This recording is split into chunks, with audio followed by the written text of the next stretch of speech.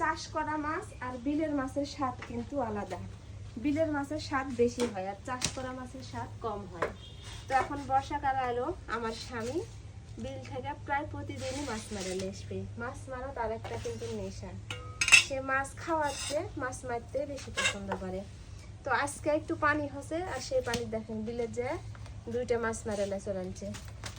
একটা হচ্ছে টাকি মাছ আর আরেকটা হচ্ছে ওই যে দেশি মাগুর। কত বড় মাগুর দেখেন।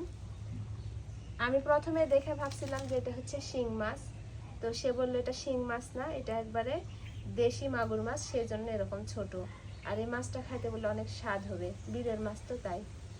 তো তার আবদার এই মাছটা কাইটা তাকে আমার টাটকা টাটকায় রান্না করে দিতে হবে।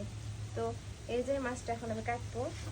প্রথমে মাছের গায়ে যে এই যে লালচে লালচে যে স্যাদলা বা যে হচ্ছে ইয়াটা আছে, এটা তুলে দিতে হবে। আর এটা মাজুনি দিয়ে আমি তুলে দিব। ভয়ও লাগছে কাটতে,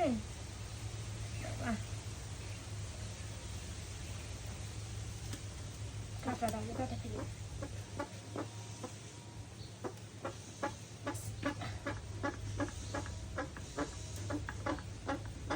কি রে বাবা রে বাবা, এত শক্ত কেন?